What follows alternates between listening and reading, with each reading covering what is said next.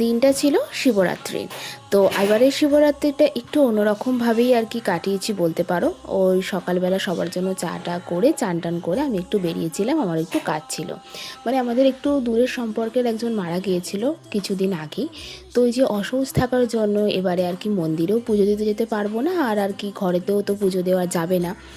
তাই একটু কাছ থেকে মানে গেছিলাম, সেখান থেকে বাড়ি ফেরার পথে আমার অবস্থা দেখো। বাট আমি নির্জলা উপোস রেখেছিলাম, কারণ বাড়িতে এসে আমি ভেবেছিলাম শিব ঠাকুরের নাম জপ করে তারপর আমি উপোস ভাঙবো।